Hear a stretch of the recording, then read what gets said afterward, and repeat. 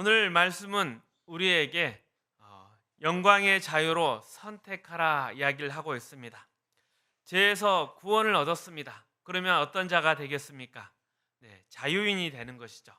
근데 그 자유인이 선택을 하고 이제 살아가는데 영광스러운 선택, 즉 하나님의 자녀가 되기를 택하고 거룩함과 영생을 누리라 이렇게 이야기를 하고 있습니다.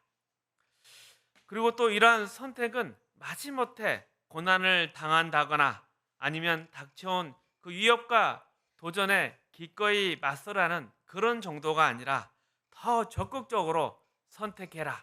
하나님의 종이 되라. 이렇게 권면하고 있습니다. 그것이 어찌 보면 자유인이 선택함으로써 가질 수 있는 영광이다. 영광을 얻기 위한 자유로운 선택이다. 이렇게 이야기를 하고 있습니다. 이 말씀에 대해서 좀 더 깊게 이해하려면 로마서 6장을 살펴봐야 됩니다. 로마서 6장은 우리의 구원이 은혜로 거저 주어진 것이라면 무엇 때문에 치열하게 신앙생활을 해야 하는가, 여기에 대한 답을 해주고 있습니다. 무릇 그리스도 예수와 합하여 세례를 받은 우리는 그의 죽으심과 합하여 세례를 받은 줄 알지 못하느냐? 그러므로 우리가 그의 죽으심과 합하여 세례를 받음으로 그와 함께 장사되었나니 이는 아버지의 영광으로 말미암아 그리스도를 죽은 자 가운데서 살리심 같이 우리로 또한 새 생명 가운데서 행하게 하려 함이라. 아멘. 새 생명 가운데 행하게 하는 것이 구원이다. 구원은 무엇이겠습니까? 그것은 천국을 가는 것, 하나님의 자녀가 되는 것, 이러한 정적인 것만이 아닙니다. 그것은 대단히 삶에 대한 이야기인 것이고 역동적인 것입니다. 하나님의 자녀가 이제 되었으므로 새로운 인생을 살아가야 하는 것입니다. 그것도 어쩔 수 없이 책임감으로 살아가는 것이 아니라 이제 기회로, 새로운 기회로 주어졌다고 말하고 있습니다. 구원이라는 것이 내 자격에 의해서 이루어진 것이 아니었습니다. 하나님의 전적인 은혜였습니다. 은혜로 말미암은 구원이라는 것은 하나님을 모르던 자리에서, 하나님이 없던 자리에서 하나님의 자녀라는 신분과 지위, 그 운명을 가지게 된 것입니다. 그래서 이제 내가 무엇을 할 수 있게 되었습니까?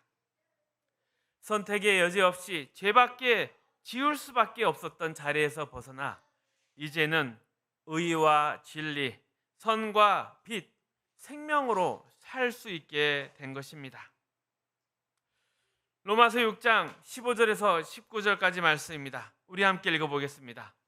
그런즉 어찌하리요? 우리가 법 아래에 있지 아니하고 은혜 아래에 있으니 죄를 지으리요? 그럴 수 없느니라.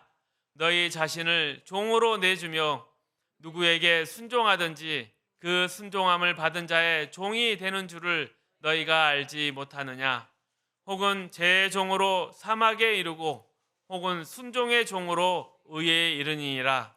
하나님께 감사하리로다. 너희가 본래 죄의 종이더니 너희에게 전하여 준 바 교훈의 본을 마음으로 순종하여 죄로부터 해방되어 의에게 종이 되었느니라.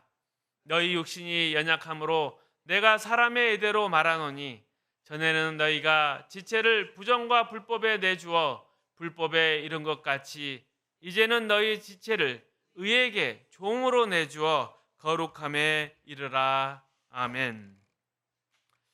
그러니까 전에는 죄를 지울 수밖에 없었지만 이제 우리는 구원을 받아서 자유로운 선택권이 생긴 것입니다. 자유로운 선택권.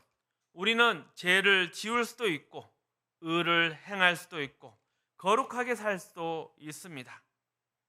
바울 사도는 우리에게 의를 선택해서 그것으로 우리의 명예와 영광을 삼으라고 합니다. 그것이 구원의 영광이라고 이야기합니다. 그런데 이 선택권을 갖게 된 계기, 즉 구원이라는 것이 하나님에 의해서 우리에게 일방적으로 또 우리에게 수동적으로 다가오는 바람에 우리는 이 자유인의 선택권이 무엇인지 또 무엇을 선택해야 되는지 제대로 모르는 경우가 많습니다. 하나님은 우리를 영광으로 인도하시는 분입니다.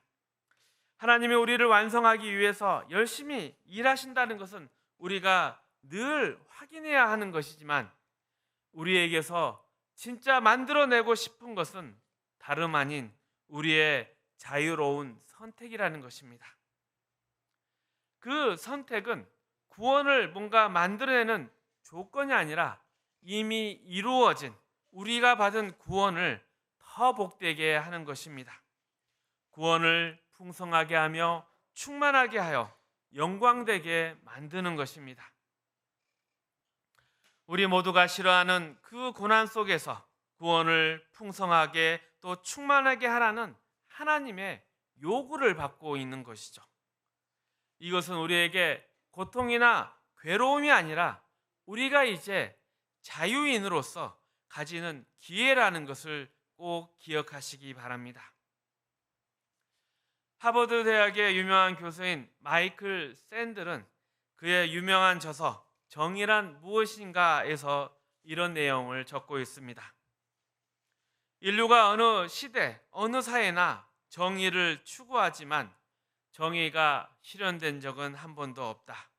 왜냐하면 정의가 법으로 실현되지 않기 때문이다.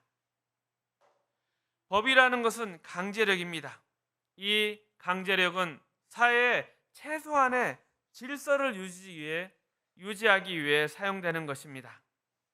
하지만 이 강제력으로는 고급한 인격을 만들 수 없습니다.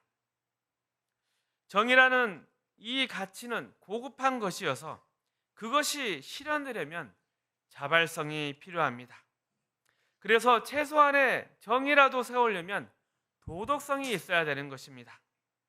도덕만이 법을 넘어서는 법이 할 수 없는 자발적이고 적극적인 가치, 정의를 만들어낼 수 있기 때문입니다. 그러나 이 도덕보다 더 큰 것이 있습니다. 그것이 성경이 말하는 사랑입니다. 사랑은 도덕을 넘어서는 가장 적극적인 선이고 인간의 아름다움이며 인간의 영광인 것입니다. 하나님이 우리에게 그 사랑을 실천하라고 말씀하십니다. 이 사랑을 실천하려면 무엇이 필요하겠습니까? 바로 자유가 있어야 합니다. 자발성이 있어야 됩니다. 각 개인의 선택과 결정, 그에 따른 책임이 있어야 합니다. 하나님이 우리를 그런 존재로 창조하셨습니다. 책임을 지고 선택할 수 있게 본인이 자기의 생애와 자신의 존재를 결정할 수 있게 만들어 주셨습니다. 하나님의 이러한 창조는 일종의 모험이라 할 수 있습니다. 인류가 그 자유를 가지고 하나님을 거부했기 때문입니다. 우리는 그것을 죄라고 합니다. 하나님을 거부하는 바람에 모든 가치와 기회가 무산되어 버렸습니다. 하나님만이 주실 수 있는 생명, 의와 진리, 영광과 명예 같은 것들이 모두 부정되어 버렸습니다. 인간이 하나님의 생명으로부터 끊어졌기 때문입니다. 그러나 예수 그리스도 안에서 우리를 회복시키시고 또 우리에게 다시 기회를 주셨습니다. 우리에게 그 기회를 살아내라 하시고 자기의 것이 되라고 요구하고 계십니다. 이런 삶과 관계된 성경의 모범이 누가 있겠습니까? 구약에서는 욥이라 하겠습니다. 우리가 잘 아시다시피 욥은 의인이었습니다. 우리가 아는 율법과 도덕, 신앙의 차원에서 욥이 잘못한 것은 없었지만 그는 하나님이 허락한 고난을 받습니다. 새 친구가 찾아와서 그의 고난은 욥이 뭔가 잘못한 것이 있어서 받는 벌이라고 꾸짖습니다.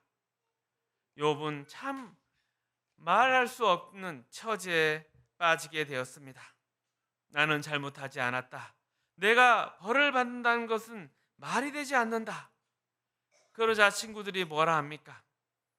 내가 그런 식으로 말하는 것 자체도 너의 교만이다 이야기합니다. 우리에게 제일 무서운 율법적인 공포가 무엇입니까? 너는 교만해. 이 말 아니겠습니까? 이 말 앞에 아무도 대답할 자신이 없습니다. 어찌 보면 우리가 살아있는 것 자체가 교만인 것 같습니다. 그래서 우리는 아무도 신앙생활에서 적극적으로 자발적으로 나설 수 없는 것 같습니다. 이런 욥에게 38장에 하나님이 등장하십니다. 욥의 질문에 하나님이 답하십니다. 답은 이것이었습니다. 창조 세계를 보여주시는 것이었습니다. 욥아, 창조된 것 중에 잘못된 것이 무엇이 있느냐? 창조의 세계를 둘러보아라. 거기에 너의 생각보다 방법보다 못한 것이 무엇이 있느냐? 그리고 내 생각을 뛰어넘는 것은 얼마나 많이 있느냐? 창조 세계에 무엇이 있다는 말입니까? 생명이 있다는 것입니다. 하나님이 만드신 모든 생명에는, 모든 창조물에는 생명과 그 영광에 있다는 이야기인 것입니다. 그러자 욥기 42장에서 욥이 다음과 같이 고백하며 모든 것이 끝납니다. 제가 제 입을 가리고 스스로 티끌과 제 가운데서 회개합니다. 티끌과 제 가운데서 회개한다는 것은 제가 그 티끌이고 그 제 같은 존재입니다. 그거밖에 안 되는 정말 비참하고 작은 내 자신이지만 하나님을 이제 붙잡겠습니다. 욥이 선택을 하는 것이죠. 내가 못났을지라도 그 자리에서 할 수 있는 것, 하나님을 창조주로, 하나님을 주인으로 모시고 순종하며 살겠습니다. 이것이 욥의 최종의 고백이었습니다. 하박국도 그렇습니다. 그는 유다가 멸망할 쯤에 혼탁한 사회를 보면서 하나님께 하소연을 합니다. 하나님, 하나님의 백성이란 자들이 율법을 따르지 않고 의를 행하지 않으며 의로운 자를 저렇게 못 살게 구는데 왜 가만히 하나님은 계십니까? 하나님이 나타나서 말씀하십니다. 아니다. 이것은 시작에 불과한다. 내가 이 나라를 바벨론에게 남겨주겠다. 열방이 바벨론의 폭력 앞에 무릎 꿇을 것이다. 어찌 보면 하박국이 혹을 때려다가 도리어 혹을 붙인 격이 되어버렸습니다. 아니 하나님, 그럴 수 없습니다. 어찌 약한 자들 때문에 의로운 자가 동일한 고통 가운데 처하게 한다니 이게 무슨 말이 됩니까? 그러자 하나님이 답하십니다. 의인은 믿음으로 산다. 형통한 현실의 조건이나 보상으로 사는 것이 아니라 능력으로 모든 문제가 해결된다. 이것으로 사는 것이 아니라 하나님이 주신 것이라면 모든 것을 감수하는 것이다. 의인은 믿음으로 산다. 그러자 하박국이 뭐라고 대답합니까? 맞습니다. 저는 하나님 편에 서겠습니다. 제가 바칠 수 있는 것 중에 하나님이 원하시는 것 아무것도 없지만 하나님이 친히 하나님 당신을 우리에게 주신 것 같이 내 모든 것을 하나님께 바치겠습니다. 이렇게 답이 나온 것이었습니다. 자유를 들여서 하박국은 순종을 선택했습니다. 마태복음 13장 3절에서 17절 말씀을 보겠습니다.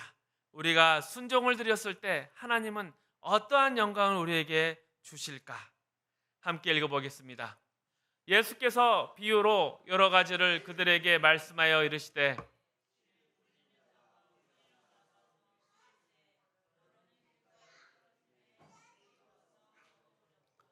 덜어른 흙이 얕은 돌밭에 떨어짐에 흙이 깊지 아니하므로 곧 싹이 나오나 해가 돋은 후에 타서 뿌리가 없으므로 말랐고 더러는 가시떨기 위에 떨어짐에 가시가 자라서 기운을 막았고 더러는 좋은 땅에 떨어짐에 어떤 것은 100배 어떤 것은 60배 어떤 것은 30배 결실을 하였느니라.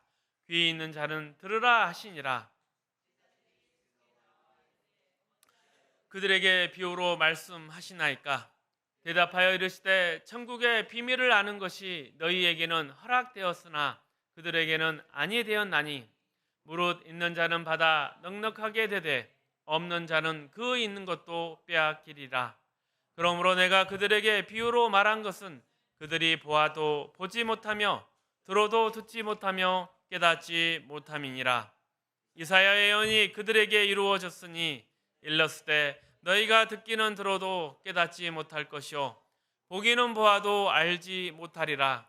이 백성들의 마음이 완악하여져서 그 귀는 듣기에 둔하고 눈은 감았으니 이는 눈으로 보고 귀로 듣고 마음으로 깨달아 돌이켜 내게 고침을 받을까 두려워함이라 하였느니라. 너희는 귀는 들음으로 복이 있도다. 내가 진실로 너희에게 이르노니 많은 선지자와 의인이 너희가 보는 것을 보고자 하여도 보지 못하였고 너희가 듣는 것을 듣고자 하여도 듣지 못하였느니라. 아멘. 이 씨 뿌리는 비유는 참 어렵습니다. 제자들이 예수님께 비유에 대해서 묻자 풀어서 말씀하십니다. 이사야가 보냄을 받은 것 같이 나도 보냄을 받아서 왔다. 너희에게 말한 이 비유는 아무도 모른다. 그러나 너희는 이것을 알 수 있다. 너희는 이것이 모를 수 있는 일이 아니다.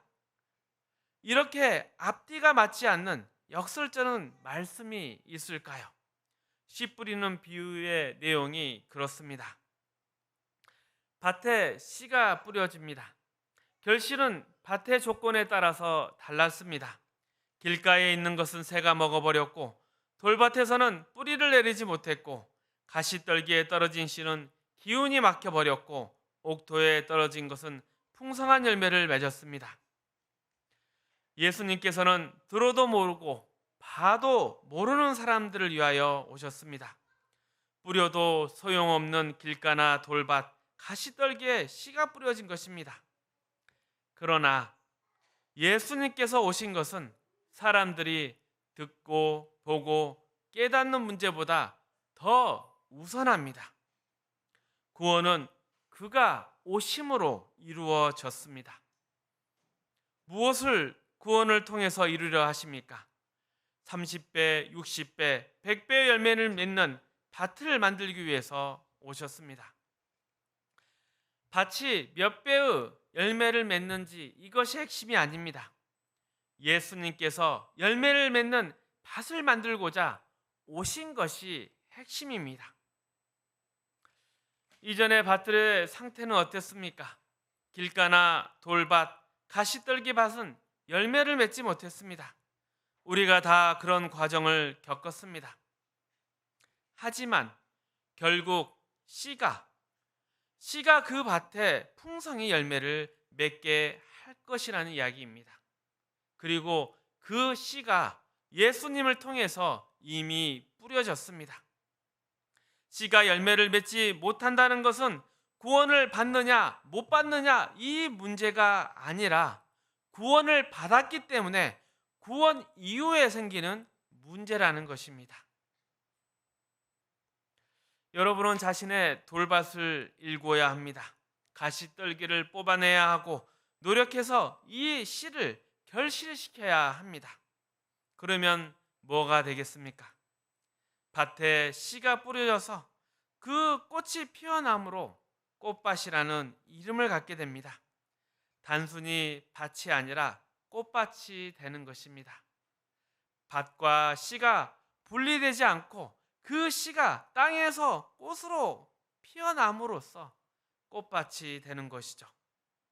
뿌린 씨와 밭의 정체성이 하나가 되어서 함께 영광을 가지게 되는 것입니다. 이것이 하나님의 구원의 진정하고 또 풍성한 내용인 것입니다. 그리고 지금 여러분에게 일어나는 모든 일이 이 영광이 진행되는 과정 가운데 있다는 것입니다. 지금 우리는 밭입니다. 이미 씨가 뿌려진 밭입니다. 우리가 돌밭일 수도 있고 가시떨기 밭일 수도 있고 길가에 불과할 수도 있습니다. 그러나 씨가 왔습니다. 예수 그리스도가 오셨습니다. 그가 우리와 함께 일하십니다. 우리로 자유로 반응하게 하시고 생각하여 결정하게 하십니다.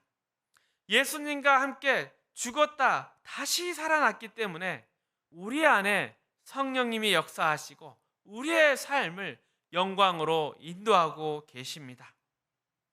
물론 돌 때문에 뿌리를 내리지 못하고 가시떨기 때문에 기온이 막히는 일도 있겠지만 성경이 전하고자 하고 싶은 이야기는 예수님께서 우리를 밭을 꽃밭으로 만들기 위해 오셨다는 것입니다. 이것이 바로 핵심입니다.